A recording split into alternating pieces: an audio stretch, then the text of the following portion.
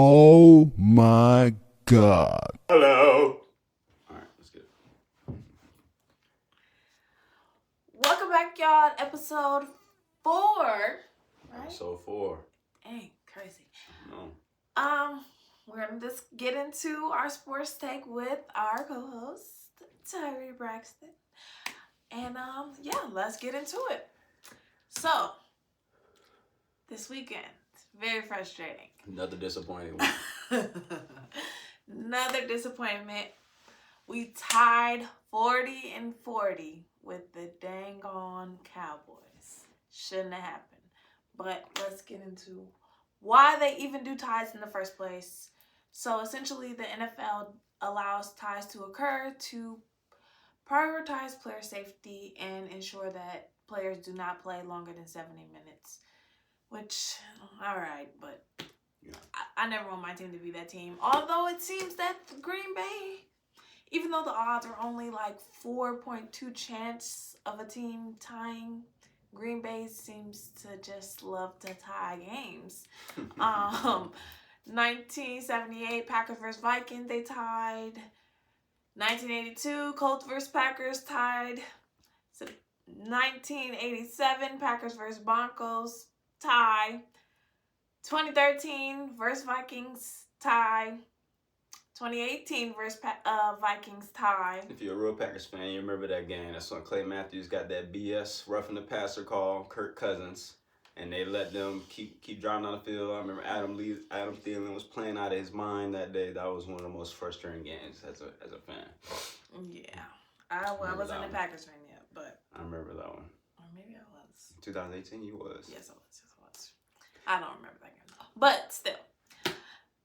Yeah, we literally have the most ties out of the 29 games that are ties in NFL. Disgusting. We got 6 of them, so yeah. But let's get into what happened. First, I would like to say that we have to temper these Super Bowl expectations. I know the defense started off hot, but I don't know. Like we've been saying for the past couple weeks, we just cannot play a complete game. Like our defense was playing out of their minds at a historic pace. We lead in the league in scoring defense. And then the game when our offense finally wakes up, then now our defense act like they can't stop a cold. I know Devontae Wyatt, he got hurt. That might have hurt us a little bit. They weren't calling all those holds. They looked like Michael was being held every single play. They weren't calling that. Our defense was getting exposed since we weren't able to get any pass rush back there. Our corners were actually forced to be corners instead of just being able to bite down and jump on quick slants and all this stuff. So QB had time to actually dissect them. And I feel like that exposed a lot of flaws in our defense. Jeff Hafley, this is the first game where I was kind of like, what are you doing? He had no type of adjustments. We just kept running cover one all game, and that's just where it's the one safety in the middle of the field, and then both the corners, they just playing deep. They playing back deep. They were getting torched the entire game by George Pickens and a bunch of damn door dashers. Like it was not there. I don't understand what was going on. It was one play where Dak made an amazing throw. He rolled out the pocket. It like Keyshawn Nixon just gave up on the play. Literally. Like what are we doing? What are we doing? Like I really don't understand it. Matt LaFleur, I'm sick of the conservative.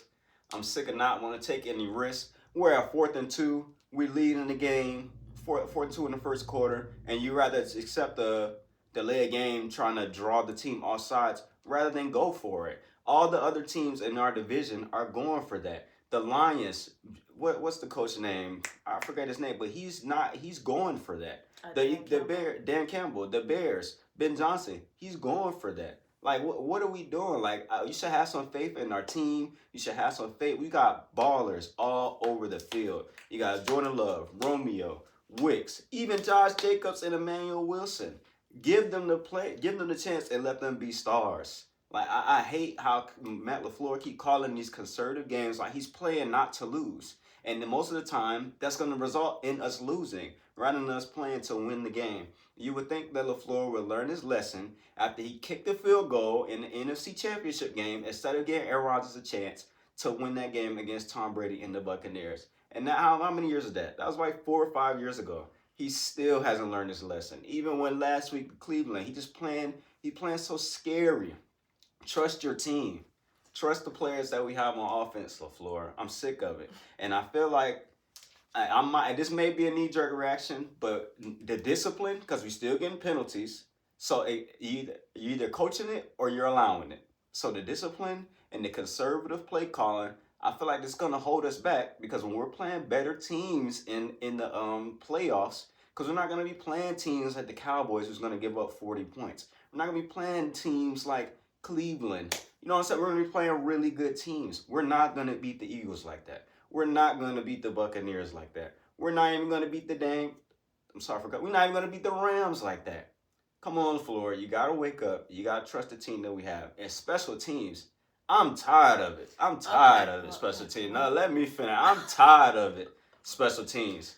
What is going on? We have the highest paid special teams coordinator in the league, and we can't get it right on special teams. Special teams has been an issue for Green Bay for over 10 years. We even lost a playoff game because a dude couldn't get an onside kick. The ball bounced off his chest.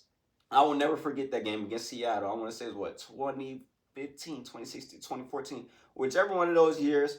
But special teams has to get it together. Now we've lost 2 games because of special teams. We're at 2 blocked field goals, even with LaFleur calling the game like he don't want to lose.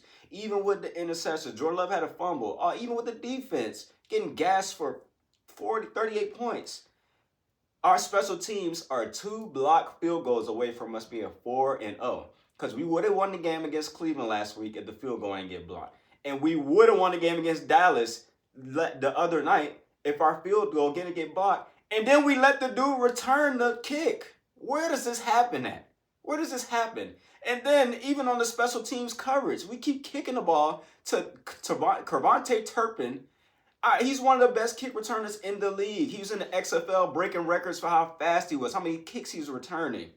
And you would think somebody, hey, let's get a touchback instead of allowing this man to keep running the ball out of the end zone. It's just stupid. And then our special team, this is my last point, special teams coverage is horrible. Why is Brandon McManus hurting himself trying to get a tackle? Where is everybody else? Like, what is going on? I think there needs to be an investigation. LaFleur must have some money on the line. I want a federal investigation. And I don't know who we got to call. ICE got all this money. We got to call ICE on these dudes or something. But this is it's getting to a point. Just a little crazy. And I'm tired of it. And I feel like this is as far as we're going to go with LaFleur. And like, we're only 2-1-1. But these are signs, or these are the same things I've been complaining about with Green Bay for a very long time. And I'm just tired of this. So hopefully we go back to the drawing board during our bye week this week, and we get some things together, because enough is enough. And I didn't get no notification on my phone yesterday saying that our special teams coordinator is fired. So it is what it is, man. Okay. Well, to add to the special teams conversation, why do we have our rookie wide receiver on our special teams? Do we want him to get hurt like Christian Watson? Like, I'm not understanding the thinking behind that. One, he looks crazy back there. The first time he was back there was that game 1 when he literally kneeled and when he got tackled at the 1 yard line. Like, just let him go back. He doesn't want to be back there. He's a professional. He know better. He's showing y'all, I don't want to be back here. So he shouldn't even be out there. And I agree. And I feel like he's intentionally doing things. Even when he got his ass rocked, when he caught the ball, he did this little spin move, like he just it's just absence of mind. I'm not gonna say he's just not present in the game, because he's a player. He knows what he's doing. And he got rocked by a dude that's running 18 miles an hour down by one of the gunners that's just coming down there. That's his only job probably in the game. Well, it's the tackle. is the tackle on special teams. That's probably where he cut his teeth. It's probably where he make his money at on special teams. And he's showing he got to come out there and he got to go out there. And the defense is horrible. You know what I'm saying? So the only time he can make a play is on special teams. And he went out there and rocked them. That's like we buy a Ferrari and then we taking it off-roading. What are we doing? Like she said, that don't make no sense. They need to get him from back there. And then the answer was to put Romeo Doubs back there. What are we doing? Romeo got 3 touchdowns. Why we keep putting him on special teams? Why not put Keyshawn Nixon ass back there, who was a kick returner, and we made him our #1 corner, which makes no fucking sense. No sense to me. I apologize. No sense to me. Put him back there. That's what his job was initially on the team. It's just so many blunderhead mistakes is going on. Yes, and then on top of that, you know how I feel about the block kick. You already touched on it. But you have anything to say about that? Go off. I can't even blame the kicker at this point. Your special team line is not blocking for him. This entire Dallas Cowboys game that we played Sunday was horrible. From the defense to the special teams. Offense, they had little nicks here and there, but they did their they did their job. Like, you cannot keep putting us in the same positions, doing the same exact thing, expecting a different result. If you have, first off, defense came out. At first, I was happy. They came in. They kept getting Dallas off the field very quickly the first 2 plays of the game. First 2-3 plays that Dallas ran. Yeah. But then after that, it's like their brain just disappeared from their minds. And they forgot how to play their roles. After that block kick. Valentine, he's sitting there jogging to tackle somebody. Horrible. What are we doing? Horrible. What are we doing? And we couldn't even bench him. Because we don't have no damn cornerback. And I get it. We got hurt players and stuff like that. But this is unacceptable. Like, at this point in Green Bay, like, y'all been together dang near 2-3 years now. I'm tired of hearing the youngest team excuse. I don't want to hear that no more. The only person on the team that get a pass from me is Golden. And that's because he's a rookie. That is the only reason. Next year, I'm on his tail too. Like, what are we talking about right now? What else happened? And Golden came out there and made a big baller catch. I don't know if it was him and Romeo Doubs came and did their jobs. Jordan Love did his job. Jordan Love is a baller. LaFleur, you've been on borrowed time with me since Aaron Rodgers was here. What is we doing, my boy? Ain't no way you're still trying to run the ball when we can literally throw the ball. The defense was not messing with our wide receivers. And then, why do you have a wide receiver running as a running back when we have 2 running backs? What are we doing? Floyd love him a jet sweep. Bruh, you literally have, what was the new kid that, oh, dang. The wide receiver running jet sweeps. It was the running back that was like Emmanuel Wilson. Wilson. He was running that Wilson, and then we have Jacobs. Why in the earth, God's green earth, do you have Matthew Golden running a jet sweep? He loved that play. And Savion Williams. And he's going to get popped. He's too little. He should not be in that role. Come on. This is exactly why Christian Watson was always hurt. You make stupid plays that get our players hurt. And then be looking at them like, dang, they're always hurt. I wonder why. Come on now. This is crazy. The special teams coach needs to be fired. LaFleur, if you do that again next game, you need to be fired as well. We have a good team. It's no reason that we're coming out looking like the team that was here when Jordan Love played that first season he played. It's no excuses for this foolishness. Like, we should have blew Dallas out, but our defense failed us. Luckily, Michael Parsons got that dang on tackle, or that would have been a touchdown, and we would have lost the game altogether. We would have lost. Defensive coach. Who's our defensive coach? Jeff Hafley. You need to smoke those players. I don't know what y'all got going on, but there's no discipline.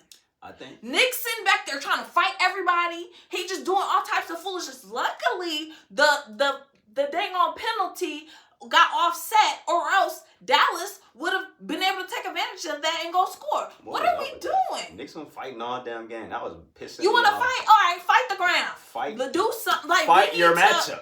We need to do better. Fight for the ball in the air. What are we talking about? Fight when the play's still going. You standing in the end zone watching a dude make a catch while his quarterback is... you standing in the end zone. Fight during... That's when you're supposed to be fighting. You want to be grabbing face masks and roughing people up. You fight during the play. Fight it within the game. Like, what are we doing, Keyshawn? And who, what's Green Bay number 75? Ryan, I don't know if that's how you say it or not. I'm watching you. You done had 2 penalties. 2. For foolish things. And you're a vet. You're a vet. You've been on Green Bay for a while, bro. What are you doing? We're still making the same stupid penalties. We had 10 penalties this game. I went back and counted. We had 10 penalties. Yes, that was less than last game and less than Dallas' 15 penalties. But it's unacceptable. What are we doing? Where is the discipline? You guys are professionals. You're getting paid millions of dollars to do what you do. Perfect your craft and play the game right, man. We trying to win. I personally agree with you. We are definitely should not be in any conversations for Super Bowl contenders because we can't even stay disciplined. Do little things. It's literally the little things. We beat ourselves every single time. We literally gave Dallas this game with the stupid penalties. It was multiple third downs where we could have had them out of there, and then one of our players get a freaking penalty. What are we doing? But y'all not about to raise my blood pressure anymore. Fix it, because y'all killing me. And if I see one more player run into each other, one more. What is this? High school? Middle school?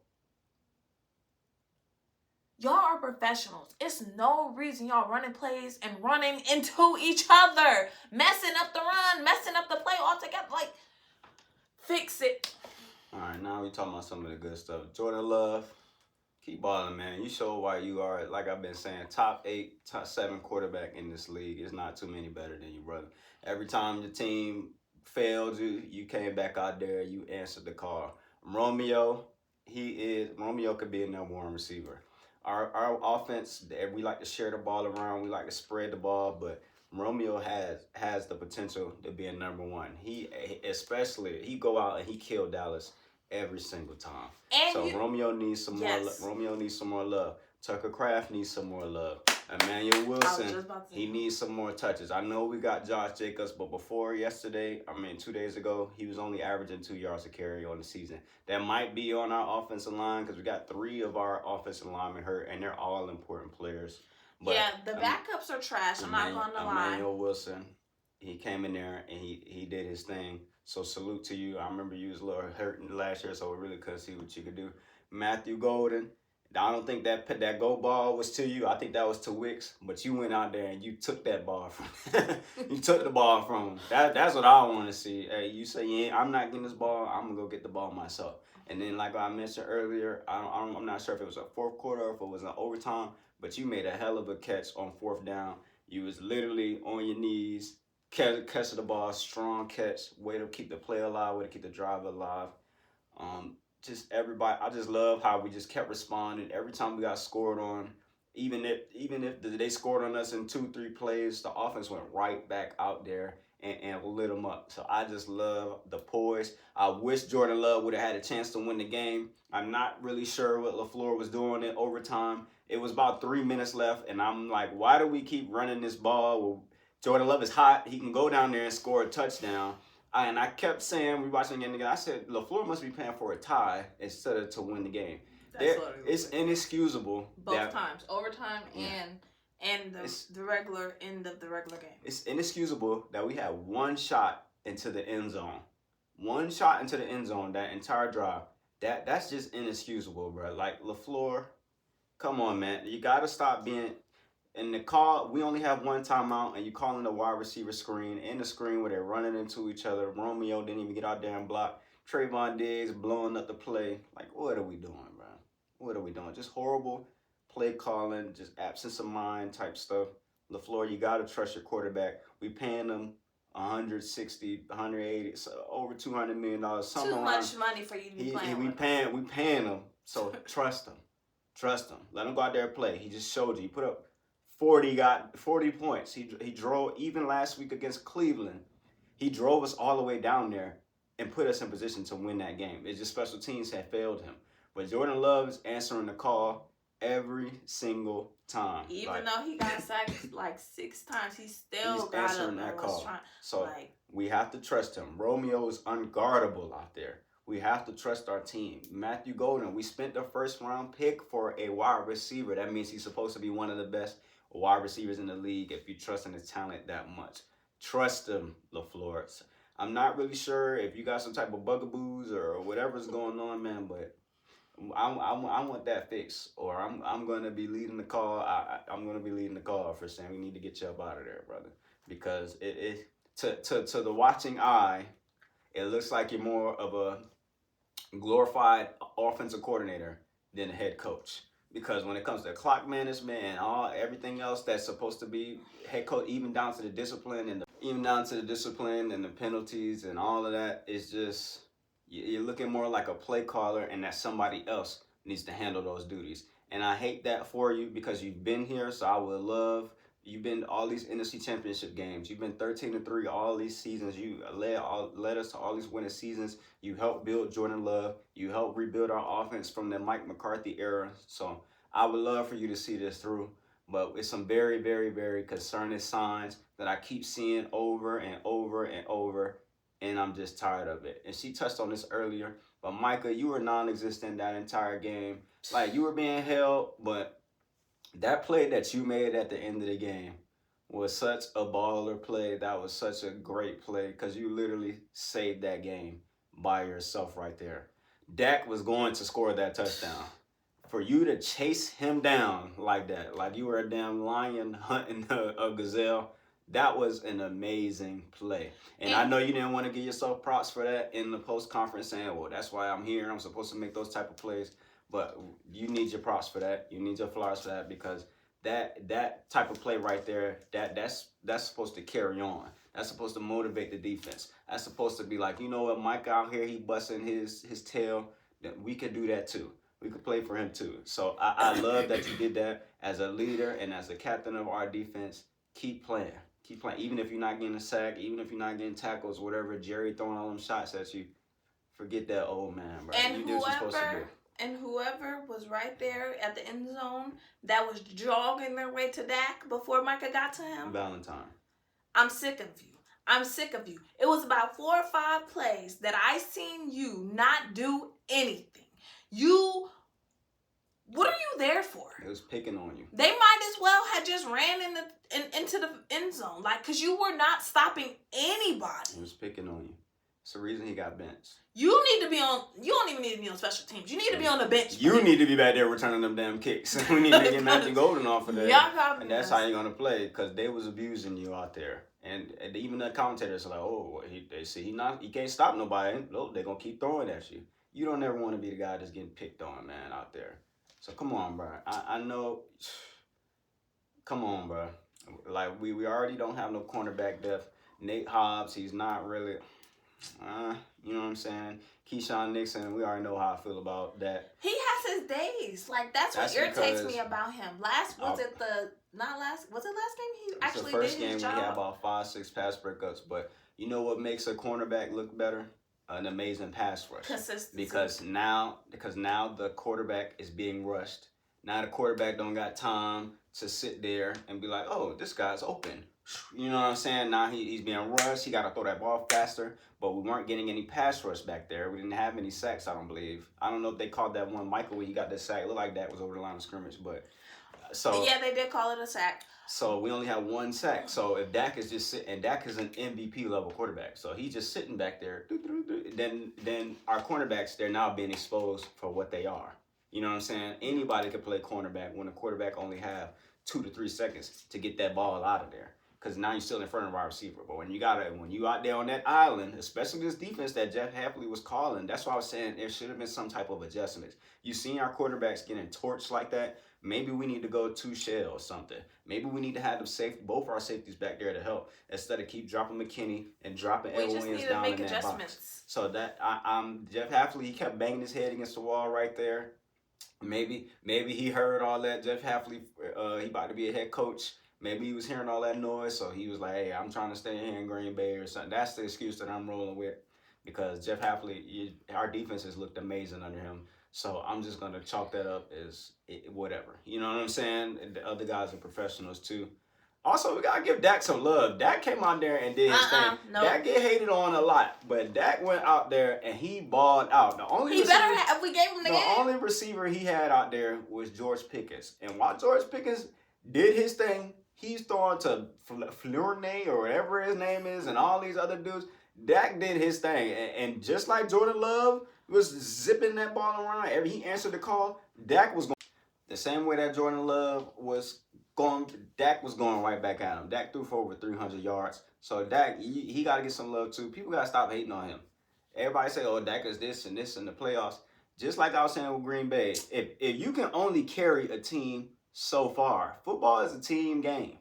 It don't matter how much of a baller you is. If your defense suck or if your special teams suck, then when you get in the playoffs and you're playing good teams, I got a whole week to prepare for you and game plan you and attack your weaknesses, it will be exposed. So Dak is another one of those. I'm not sure what he is in the quarterback rankings or whatever, but he's top 10 easily. And you know what else Dak is? He should have got called for that intentional grounding. That's what he should have got called for. Call. Jordan Love got called for that during the game.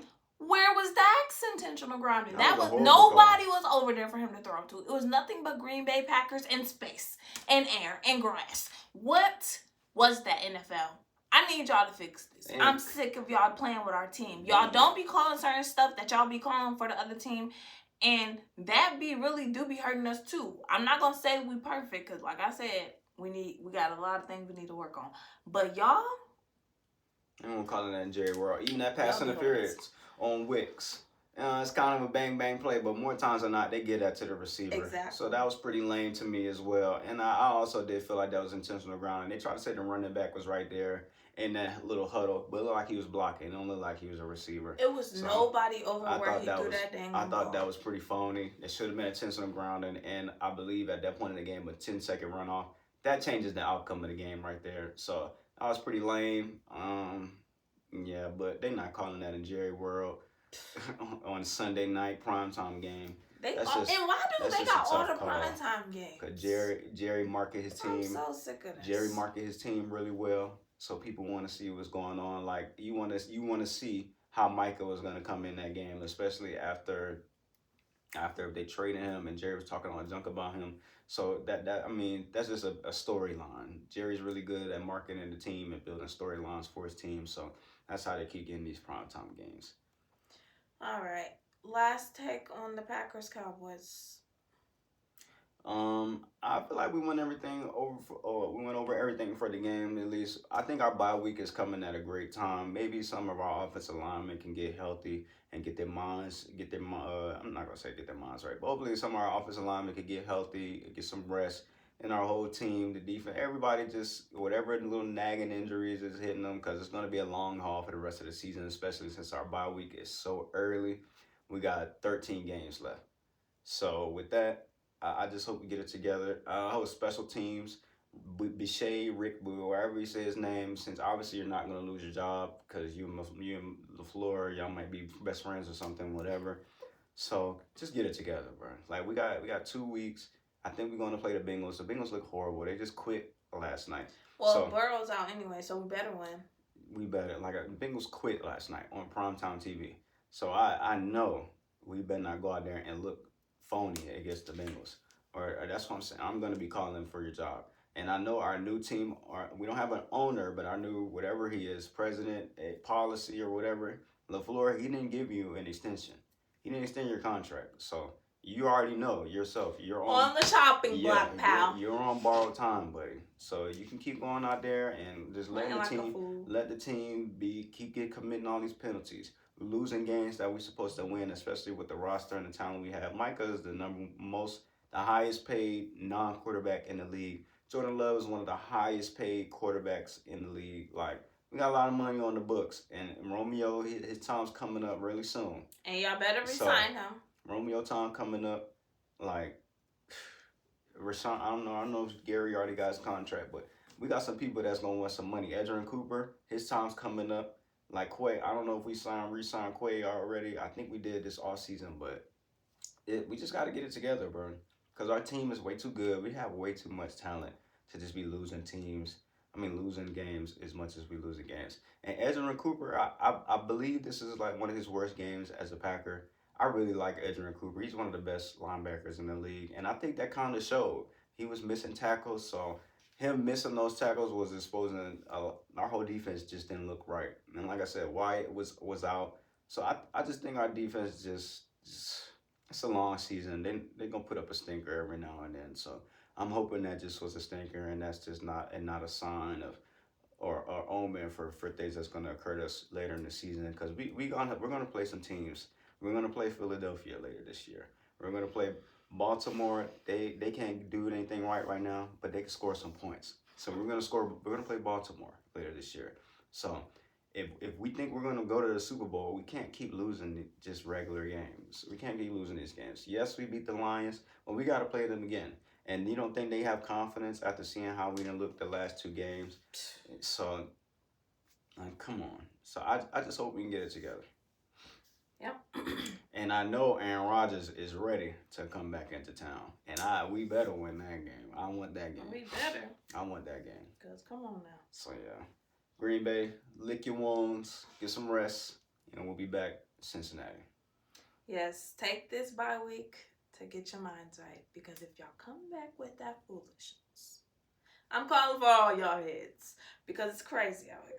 So, welcome to the WNBA take of our sports take. And let's get into it. So, last week on the 26th, we had game 3 of the semifinals, Las Vegas versus Indiana, Minnesota versus Phoenix. And Phoenix ran away with that one, 84-76. Las Vegas took the win against Indiana, 84-72. And then game 4, which occurred on the 28th of September, had Minnesota 81, Phoenix 86. So they won the series 3-1. Well, I'll get into that a little bit more after. And then Las Vegas 83-90. So they are currently tied in their series. Phoenix was the winner for the series against Minnesota, and they are headed to the WNBA Finals, okay? Now, let's get into it. Napheesa Collier got hurt in game 4. And I watched that game live, and I honestly, I had a lot of thoughts in the moment. Like, one, I felt like that it should have been a call made on Alyssa Thomas for, one, running into Napheesa Collier's path, which led her to collide with Napheesa Collier's knee, which injured her and took her out of the game in the rest of the series. So I don't think that was right at all. I think that the WNBA refs, I'm not quite sure what they be looking at or if they were even paying attention, because it's no way you were watching that and didn't see a foul. Like, it's no way. Like, yes, it was a clean sweep. She did steal the ball cleanly, but the fall through to finish, keep through with her movement to go to the other end, she would directly ran into Napheesa Collier, which would only occur if she was in her path already when she was bringing the ball up the court. So, like, it would have been a foul in the NBA. It should have been a foul, and obviously Cherise was not having it. She got on the court, got in the ref's face. The ref basically said he didn't see it or it wasn't his job or something like that. And she lost her shit. Wow. I'm here for her, riding for her players. I think as a head coach, that's unacceptable because now you're setting the precedent for your players, and nobody need to be acting like that. Like, the refs already suck, so giving them a reason to get you out of there and then you were absent for game 4 for your team, I don't feel like that was a good look as a head coach. But hey, they fined her $15,000, and then actually I think Becky Hammond and Stephanie, the head Indiana Fever's coach, got fined as well for speaking out against the refs, which I think is BS. Once again, the WNBA leadership tends to want to fine or suspend or whatever people for speaking on the facts of the matter, the truth. The truth is, this entire WNBA series, the refs have been, I'm trying not to cuss, but they ain't been worth nothing, okay? Nothing. Not a lick of nothing. And the fact that 2 of the best players in the world were barely getting any calls, it doesn't make sense. And when I say 2 of the best players, I'm referring to LaeTiciaTalks and our MVP, Asia Wilson. Like, come on now. What's the word?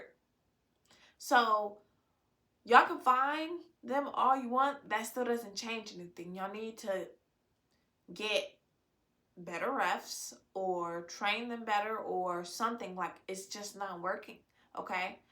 But yeah. So, question for you all. Does the Mercury win the series if Napheesa Collier does not get hurt? I personally don't think they would have won. I think them having the back-to-back home games, which I kind of did not understand, but them having the back-to-back home game gave them the home court advantage, which essentially allowed them to win. But I feel like if Napheesa Collier never got hurt that game, they could have still came back. In game 4, game 3, I don't think they would have came back. It was already, they started playing stupid. I don't know what it is. Like, the Lynx, they kind of remind me of the Packers, where they play great, and then when it comes to the end of the game, they kind of like, they've either got too comfortable with their lead, or they just kind of start being more lax on defense and letting people just do anything. And that could be because they typically have a lot of fouls called on them and not for them. But that's neither here nor there. So yeah, I would love to hear y'all thoughts on that. Go ahead and drop them in the comments. And then next question will be, where is Kelsey Mitchell's flowers? Okay, I need answers, because she has been balling, and I mean balling. And I don't typically pay attention to the Indiana Fever, so I'm not sure if she's been like this since last season. But the fact is, she is a great player. She showed what she can do and she showed her worth. And if after this they still do not give her more credit for what she contributes to their team wins and just their team overall performance, then I think she might want to leave, because like that's some bull. Like, but that's just my opinion. I don't know. What y'all think? Okay. And then I already said it. What is up with these WNBA refs? What is it? What is going on? Like, I'm all for letting them play, but letting them play to the point where players are getting hurt unnecessarily and then nothing's being called for the plays that are leading to them getting hurt is insane to me. Like, What are we doing? What are we doing, WNBA? So, what do y'all think? I know a lot of people online have been expressing that they have also been feeling like the refs ain't worth nothing and that they need to get better refs. They need to update the rules for the refs. They need to do a lot of things to better protect the players. Because, think about it. Minnesota had Nafisa Collier in a boot and DeJounte Carrington in a boot. All within, like, come on now. Come on now. What they tell y'all? I'm watching the same games y'all watching. What does that tell you? Okay? But, for game 4, I do want to give a shout out to Kayla McBride because she was balling out of control, doing exactly what she needed to do. I do feel like not Nafisa Collier because she wasn't there. I do feel like LaeTiciaTalks didn't show up as much for them as she should have in that last game, but that's neither here nor there. We're gonna have to look forward to next season, and if Fee comes back healthy, they should have no problems going forward. Like, they have DeJounte Carrington, they have Nafisa Collier, they have all of these great players on their team. Courtney Williams, LaeTiciaTalks, Bridget Carrington, Alana Smith. Like, they have some ballers on their team. So, next season, I expect them to come out on top of this, and hopefully nobody gets hurt. But that's what I got. And then let's go back to this Aces game. Look, Aces took game 3, but it took what? Let's see.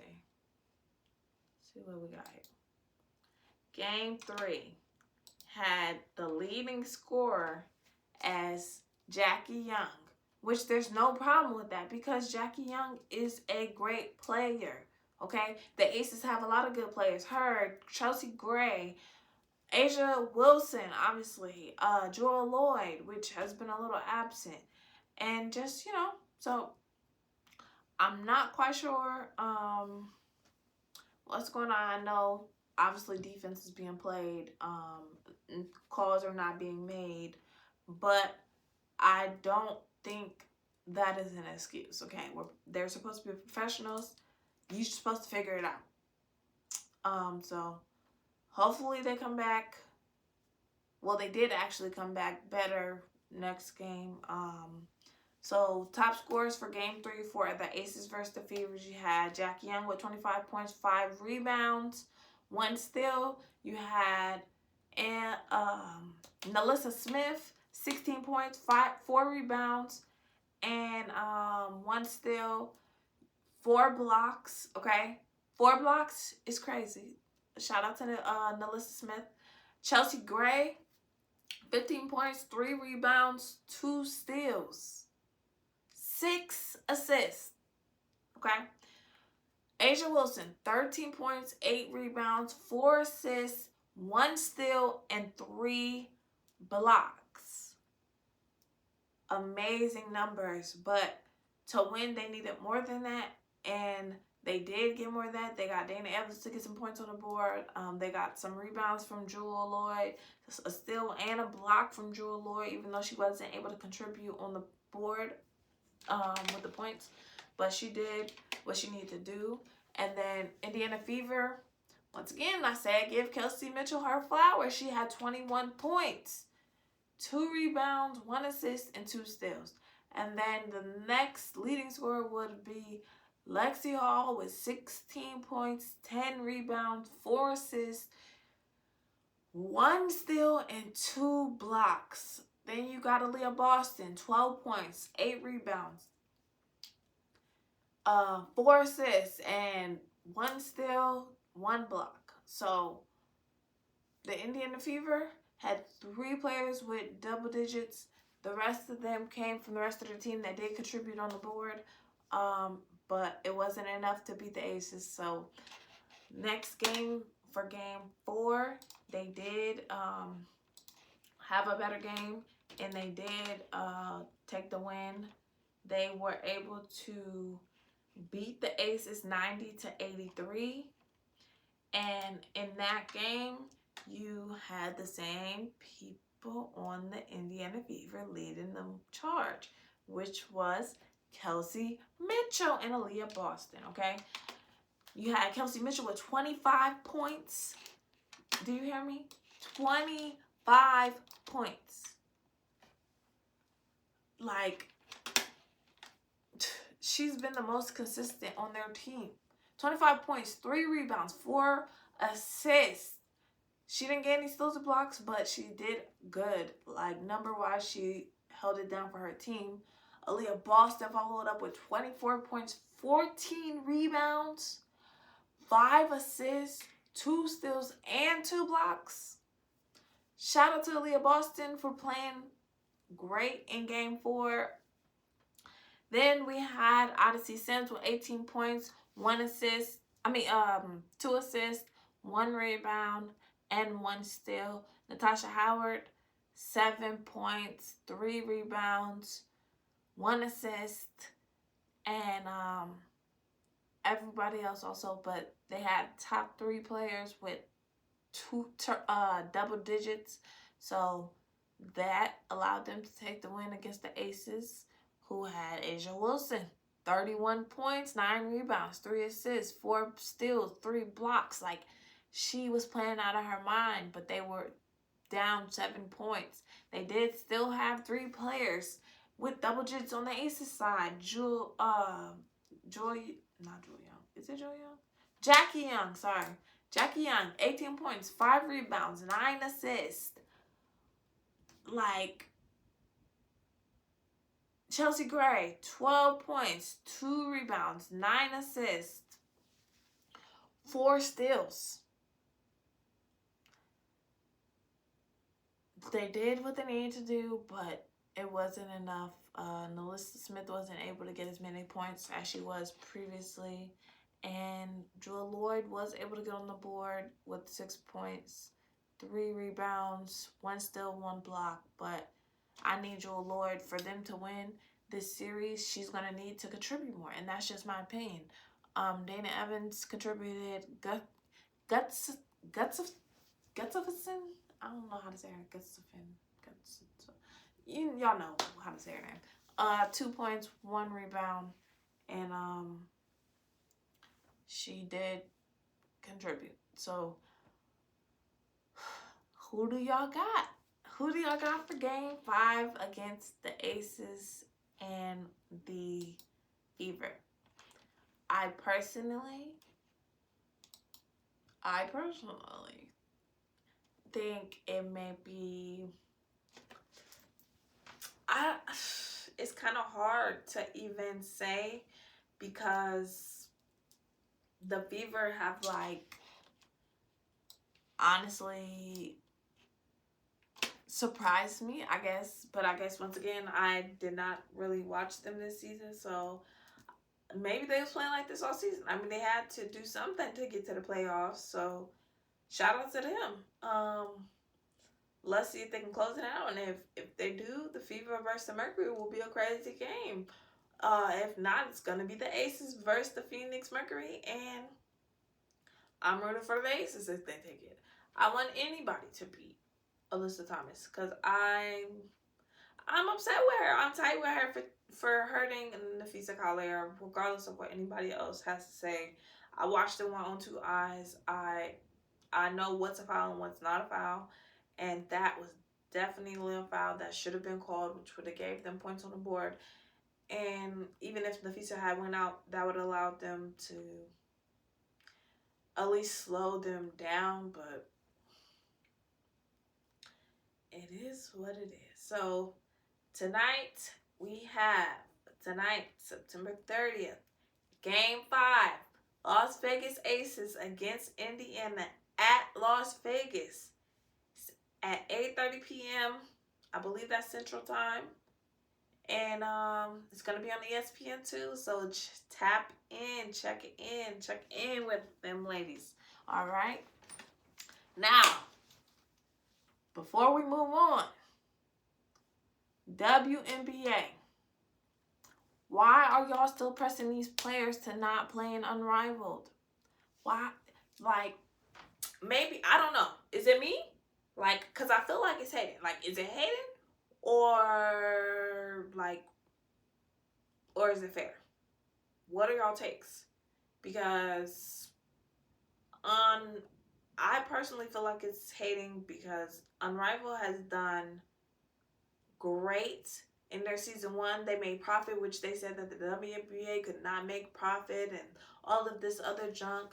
They came season 1. They only played, I think, like 8 weeks or something. And they came and they made profit and they paid these players what they worth and they provide them with great benefits and they screen these players before every game to make sure that nobody's getting injured. Like, the WNBA is not doing that. And it's only a 3-on-3. Like, and they're getting paid more than they do in the WNBA for a 5-on-5 game. Make it make sense. It doesn't, right? So, is it fair? Is it hating? But that'll wrap it up for the WNBA. And now we're gonna move on to Unrivaled. Unrivaled will begin January 5th of 2026. Okay, I'm ready for it. I personally enjoyed last season of Unrivaled, the premier season of that league, and I commend those ladies, Nafisa Collier and Brianna Stewart, and the rest of their leadership in Unrivaled, because they provided us with great entertainment. I love the 3-on-3. I love that 1v1. And I'm interested to see how this season will go. I know they'll probably change up some things or add some things just to make it a little better. I believe they are changing locations. Last season they were in Miami. So we shall see. Currently they have 38 of 48 players that they have released the names of. And I'll just slowly go down. I'll quickly go through these lists and then we will move on. We have Alyssa Thomas with Phoenix, the Los Angeles Sparks, Rakia Jackson, Phoenix Mercury, Satu Sabali, Dallas Wings, Paige Buckers, Kinetic Suns, Sanaya Rivers, Erica Wheeler from the Seattle Storm, Brianna Stewart from the New York Liberty, also the co-owner of the league, Kate Martin from the Golden State Valkyries, Brittany Sykes from the Seattle Storm, Kalia Copper from the Phoenix Mercury, Alicia Gray from Atlanta Dream, De'Erica Hamby from Los Angeles Sparks, Natasha Cloud from New York Liberty, Aaliyah Edwards from the Washington Mystics, Kiki Irafin from the Connecticut Suns, Monique Billings from the Golden State Valkyries, Natasha Heidemann from Minnesota, Nafisa Collier, Minnesota Lynx, Ray Burrell, Los Angeles Sparks, Chelsea Gray, Las Vegas Aces, Kelsey Mitchell, Indiana Fever,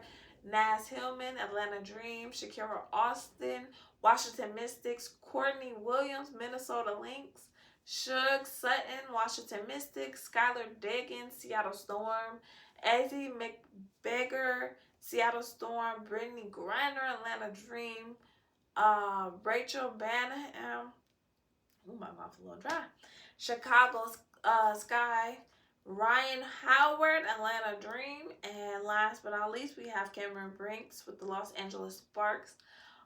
They should release another player sometime, I believe this week or next week.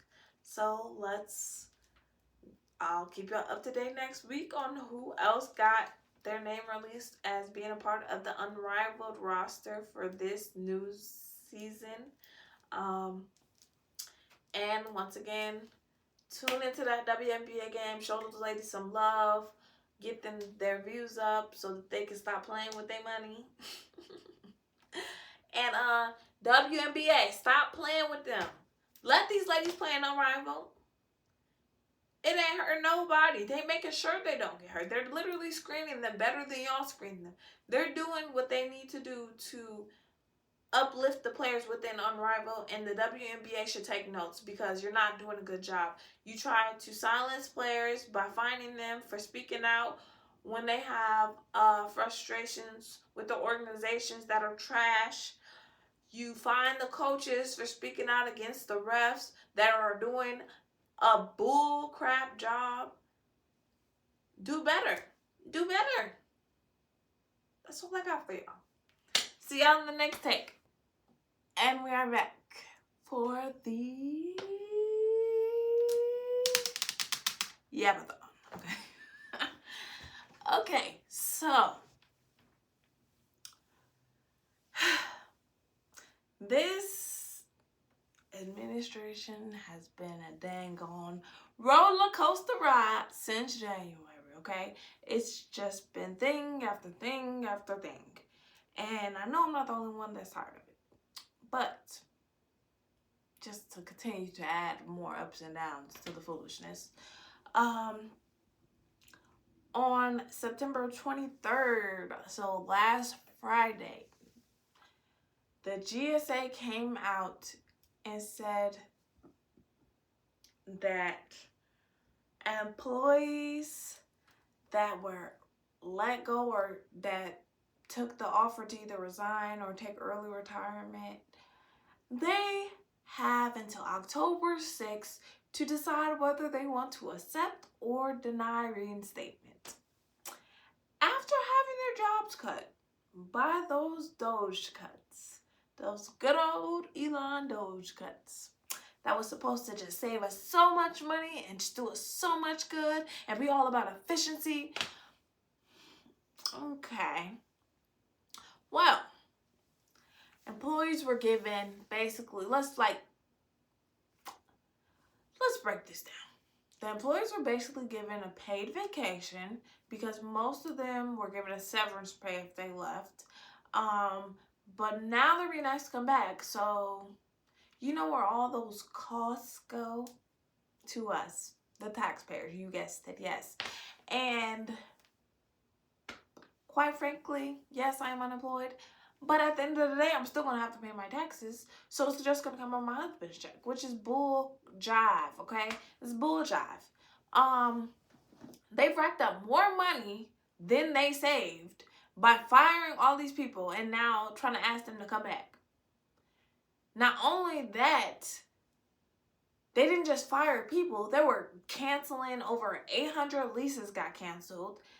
And now about more than almost 500 leases have been saved since.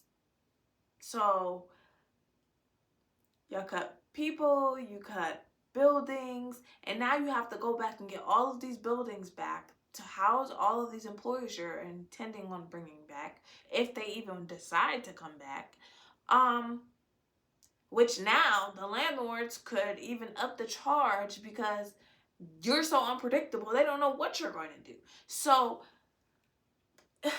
it's just a lot of foolishness that was very unnecessarily occurring.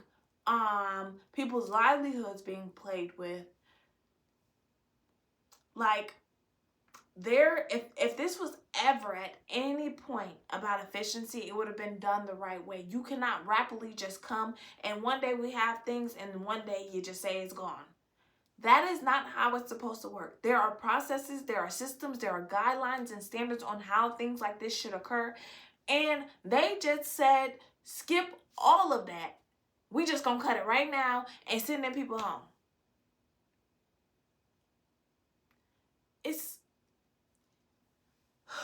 We're literally, this government is being ran by idiots right now. And I don't like to insult people, but it's just,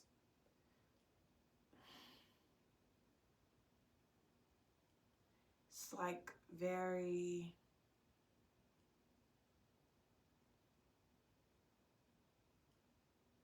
mind-blowing at this point. Like, it's atrocious, the things that have heard.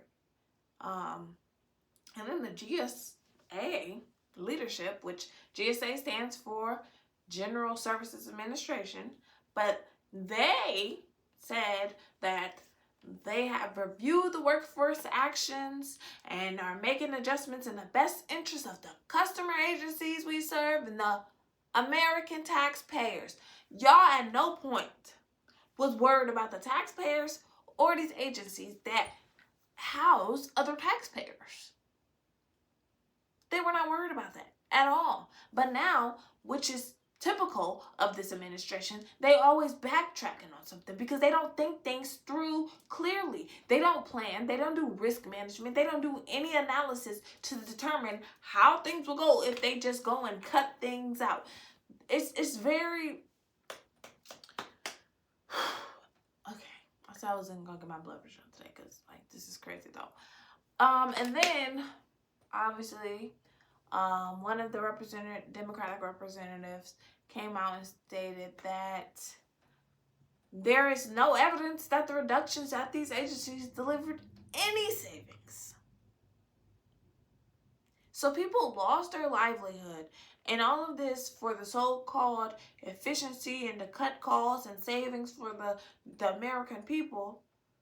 But where's the evidence to back up that? What did you save? Who did you help?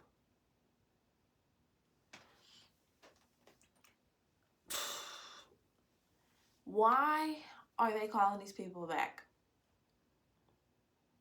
Why? Well, for one, they're understaffed.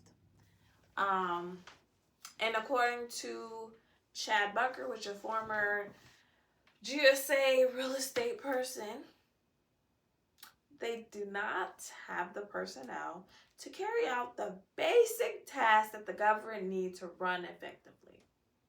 Those are my words now. And this was already forecasted when they initially said they were going to do this.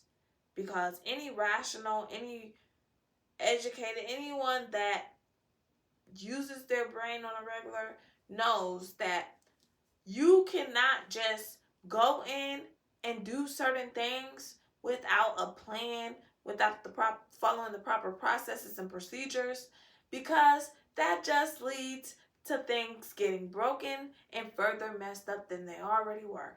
And for the systems within this U.S. government, which are already, some are already not running that well or that smoothly or that swiftly, and then you go and cut people, which slows the process, further breaks the system, and for what? What did they accomplish by doing any of this? Other than peeing people off, taking people's jobs for them, making people struggle for a couple of months until they decide to take back what they said and try to bring people back to work. And then they're trying to do all of this while also saying they're about to shut the government down again for the second time this year.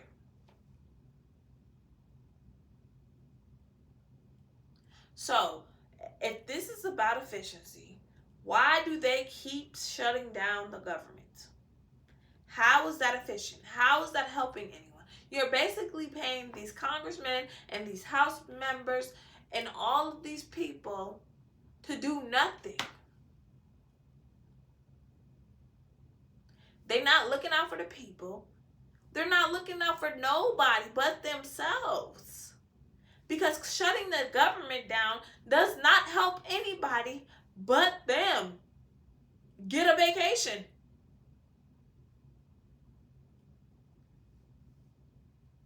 How do you shut the government down when you have so many people out of work? How do you shut the government down when you have all of these contracts and things that are about to come up in this new fiscal year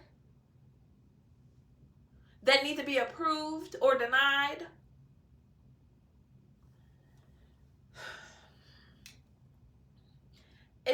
It's ridiculous. It's ridiculous. And this is the world that we're living in right now. This is the country that we're living in right now. That we have a sexual predator that has bankrupted multiple companies, running our government in our freaking country into the ground day by day, brick by brick. Like, it's not getting better. At no point has it got better.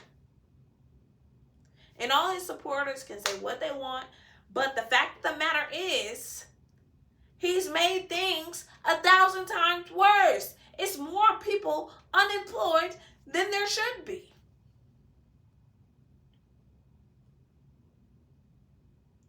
It's hard to get jobs right now just because of all of this foolishness.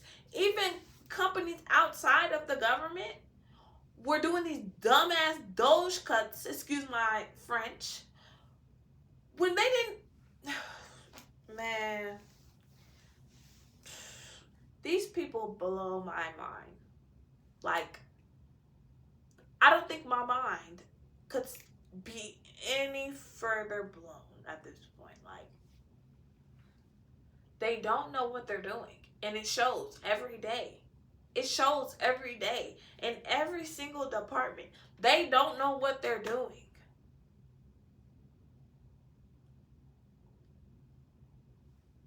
And this is why I say they will always be losers. This base that is okay and that supports this foolishness will always be losers because they don't think logically, they don't think realistically, and they just do things to be reactive instead of doing things to be proactive. So, I don't know how y'all feel. I mean, I personally, I would take my job back just because I need my job, especially if I'm a person that got let go and still haven't been able to find anything. But if you've been able to find work outside of your job that you lost or resigned from, or whatever that case was in regards to these DOGE cuts, if you have found employment elsewhere, stay where you at. Do not come back. This is the most unpredictable administration that cannot be trusted. But if you lost your job and do not have a job and need a job to make sure that your livelihood is intact, go get your job back. You got till October 6th.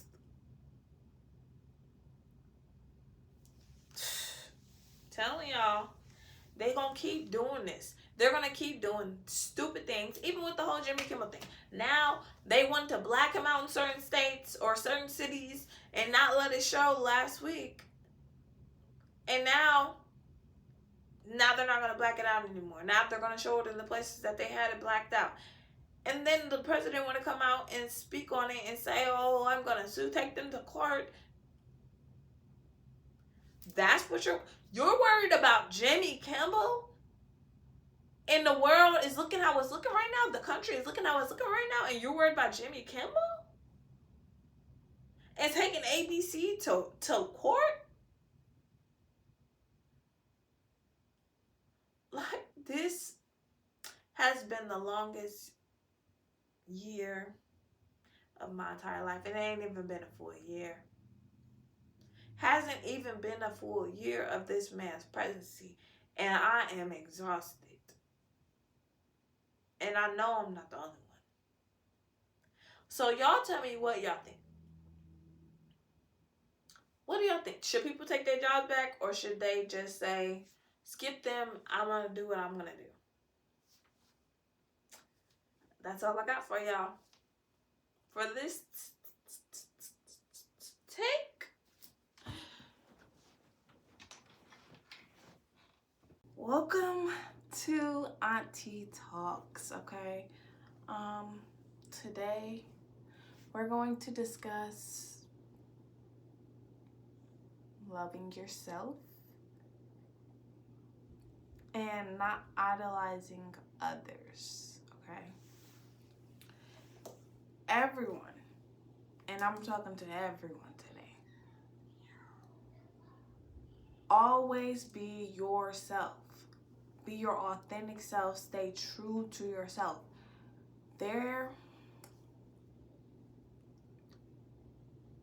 I know there's a lot of evil and hatred and people that will try to make you feel like you are less than, from due to your looks, or they will try to belittle your mental capacity or your intelligence. But know that God loves you and that everyone is born different for a reason. No one is supposed to be the same. If everyone was born the same, this world would be boring. Everyone being unique and having their own special talents and our own little niches is what makes the world a special place. It makes the world a place where there is so much multicultural, multi-diversity, multi-everything, because nothing is the same. There's not one person on this earth that literally, we might share some ideas. Yes, we may agree on some topics, but everyone is not going to agree all the time. And you shouldn't want to agree with everyone all the time. You should want to have a mind of your own and think for yourself, okay? And when I said stay true to yourself and don't idolize others, don't covet what others have. Because first off, what does idolize mean? Idolize means to worship others as a god, or to love or admire, to access. That means you are basically a stalker of this person. Like, you love them so much. Like, for instance, people that idolize Beyonce, that will go and spend all of their rent money to go to her concert. Like, that is loving to excess. That is idolization. And I have people that I like to listen to and all of that, but I don't idolize any of them. I used to, when I was younger, I used to look up to my people within my family. But once you grow and get older, you notice that people will disappoint you. Because you put people on a pedestal, idolizing them, and no one on this earth is perfect. No one. We all have our days. We all have our things that just somebody will make somebody else look at you a little sideways. You know what I'm saying? Like, so typically for a regular everyday person, they'll typically idolize celebrities, like I said, Beyonce, or like world leaders, internet couples, etc. Like, we always see on the internet, oh, this couple is goals and all of that. No one knows what that couple goes through behind closed doors but that couple. Like, people were idolizing Papoose and Remy, and now they're about to get a divorce. People idolize things and they literally have no clue. They like what they see on the internet. They like what they see on the internet because 9 times out of 10, people are not going to put the bad things that occur in their lives online. I'll say 8 times out of 10, because you have those people that will, right? You have the people that will share their stories to help the next person. But 8 times out of 10, they're not. They're going to share a happy picture. They're going to share a picture with them dressed and looking good. They're not going to share them looking crazy on a weekend at home chilling. They're not going to share a picture of them fresh, waking up in the morning, not even get out of bed to brush their teeth yet. They're not going to share that picture. Some will. Some will. You know what I'm saying? But the ones that are not secure within themselves, they will not. They will make sure that they get up. They'll make sure they go put on makeup before they do anything on the internet. And I'm not saying don't wear makeup. I'm not saying you can't, you know what I'm saying, make sure your hair is done before you can. I'm not saying any of that. All I'm saying is, regardless what you do on this internet, regardless how you appear on the internet, make sure that you are showing up for yourself. Make sure you are loving your inner self and if you have not healed that inner child within you, make sure you focus on that. Because a lot of us, I'm not gonna say this, a lot of people walk around and act like they just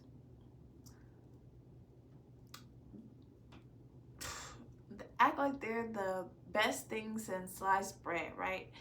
And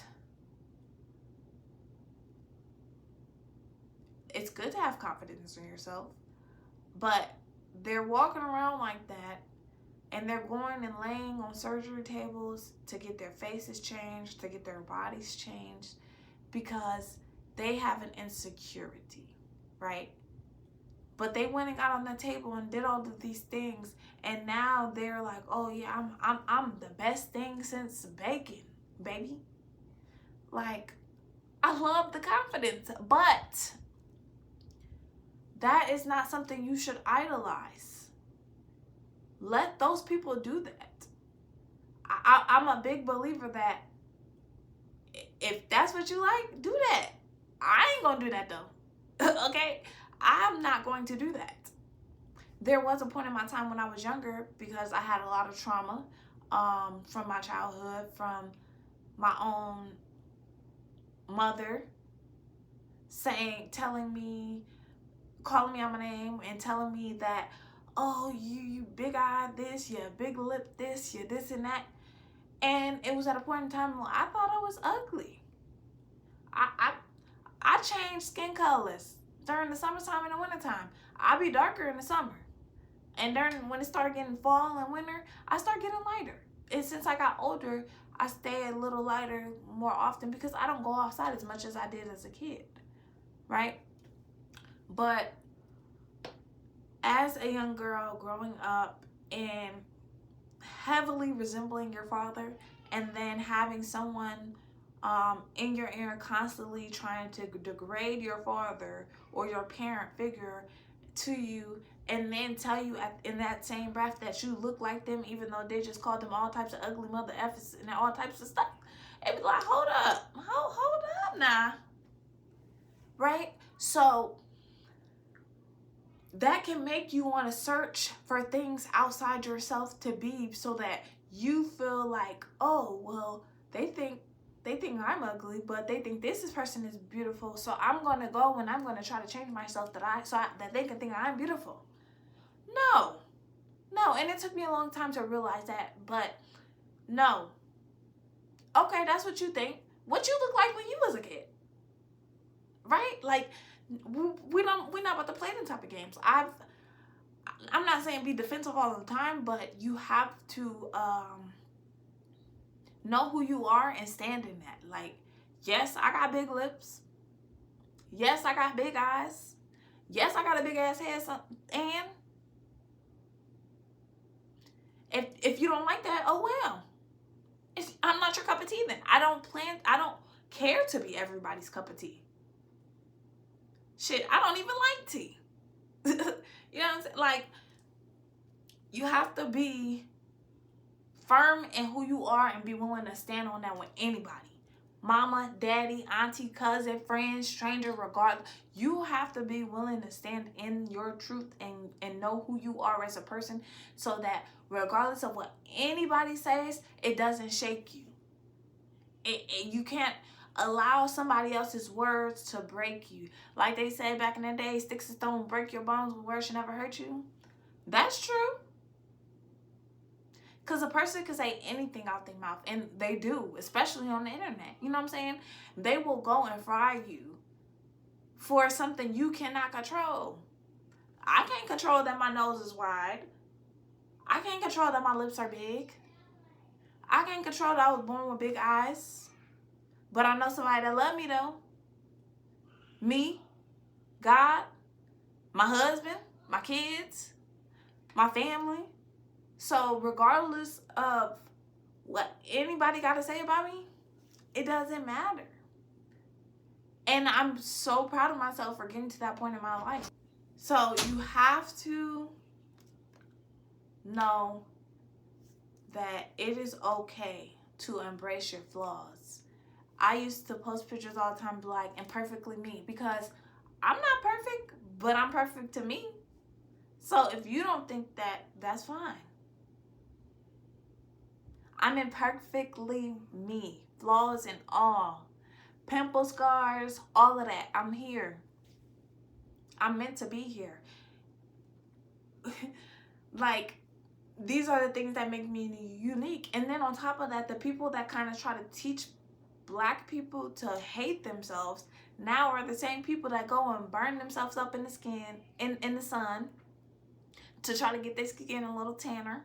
They'll go get collagens pumped up in their lips so their lips can be bigger like Black people's. They'll go get silicone or all types of mysterious chemicals or compounds put into their behinds so that they can have bigger behinds like typically Black people do. There's a few people nowadays that got rumps too in other races, but that's been typically associated with Black people. And even my hair, like, come on now. No one at this point in my life could ever make me hate me. Never. And you shouldn't allow anyone to make you feel like you're not beautiful, or you're not worthy, or that you're not intelligent and worthy and capable. You should never, ever. Because you are. You deserve it all. You can get it all. You can do it all. It's about the mindset and believing in yourself and trusting that God didn't make no mistake when he made you. So I said all that to say that don't idolize these people. Don't go and think you need to get your lips bigger or chopped off or get your butt bigger or any of these things to be like somebody else. Be you. And the best thing I was told in my life, and I didn't get it until I got older, was my dad used to tell me, because I used to know a lot of people that used to dye their hair, right? And I'm naturally brown. Like at the ends, the sun like kind of changes my hair different colors sometimes, and I did eventually get my hair dyed, but it's kind of grew out already. But he said, don't dye your hair. What you want to be like everybody else for? And I was just like, that's so lame. But that was the realest stuff I could have ever been told in my life. And that's been my mindset since as long as I can remember. I don't want to be like nobody else. I don't care about no trends. I don't care to fit in. You either going to accept me as I am or you can move on about my way. Okay? So if you're that person that has allowed people to shift how you feel about yourself, let that in today. Let that in today. Know that you are worthy. You are loved. You are capable. You are beautiful. You are unique. You are special. And you have a purpose in this life. And God did not make no mistakes when he made you. I don't care what nobody tells you. Know that. Believe that. Trust that. And live in that. Live in your truth. Live in your flaws. Live in your purpose. We all have one. I'm still trying to figure out mine. But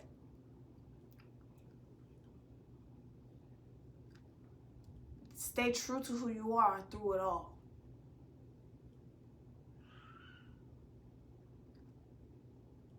Might get a little crazy sometimes for me. I got a little crazy side, yeah. But I'm also very kind, very loving, very caring, very giving. I will give you the shirt off my back if you really need it. I will help you even if I ain't got nothing to my own name. So, yes, I can be mean at times. Yes, I can maybe be rude. Depends on how you treat me. But I know who I am. And I'm going to always stand firm in that. And I know what I believe, and I know what I want to stand for. And I know what I want my children to see me as.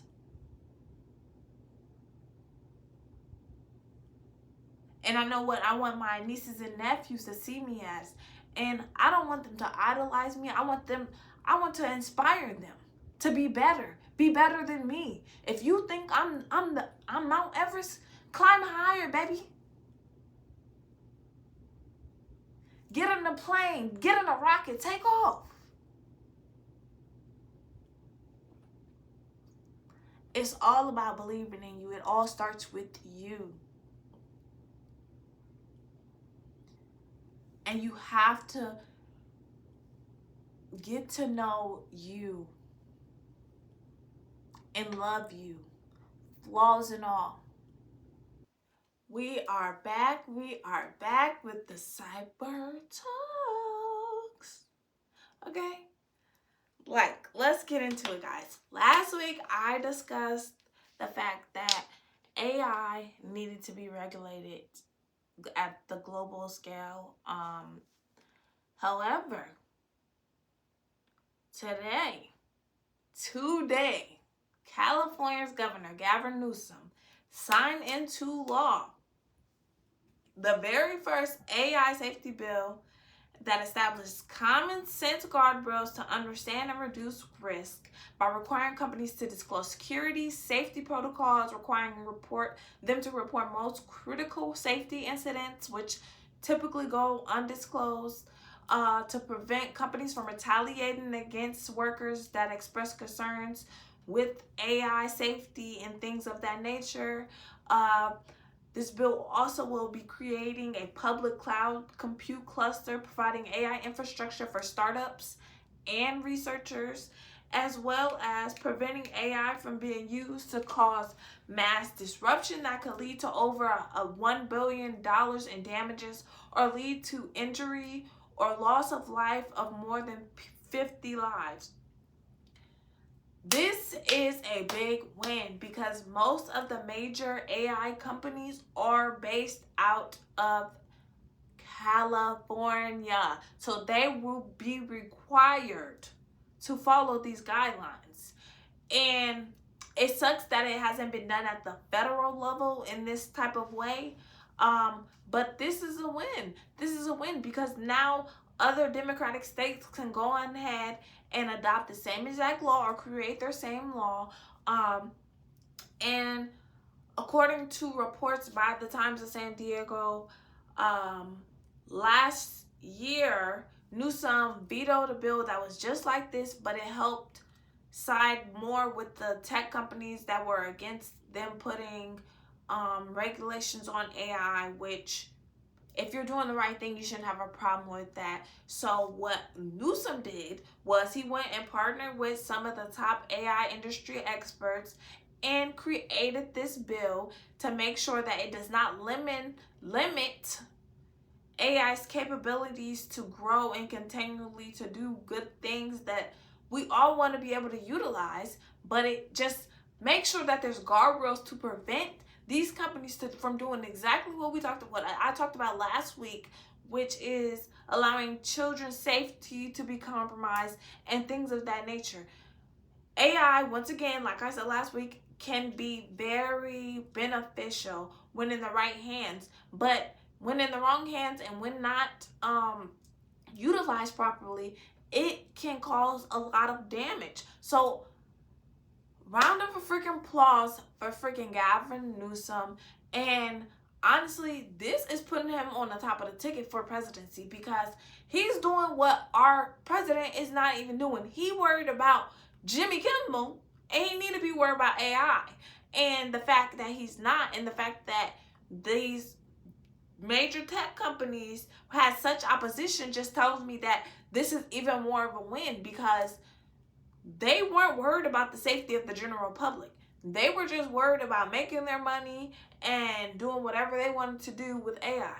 And that's not right. And even them trying to fire their employees that try to speak out against safety concerns they have with the AI within certain industries or certain companies. That's wrong. So while this does not limit their ability to innovate with AI, it just makes sure that they're doing the right things and putting the public safety first. Okay? So I'm glad that he was able to sit down with some industry leaders that are knowledgeable about AI and could give him some common sense guidelines that everyone should follow, which most of the industries, they voluntarily were following already, but there were some that weren't, as we have heard stories about, like Meta and stuff like that. So I am so happy. And why? Governor Newsom said that it established regulations to protect our communities while also ensuring that growing AI industries continue to thrive. This I can't even talk today. Oh my goodness. This legislation strikes that balance. It strikes the balance between innovation and safety. And that's how it should be. No one should have opposition to protecting the general public. But as we notice, a lot of them typically do. So shout out to Governor Newsom. And hopefully, like I said, I really hope that other states adopt a similar law into their states, because AI is literally nothing to play with, and I cannot harp on that enough. Like, it is essentially going to take us to places we haven't been before.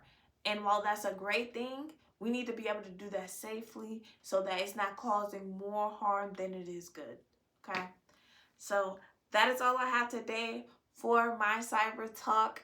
I will be back here in a few with my next segment.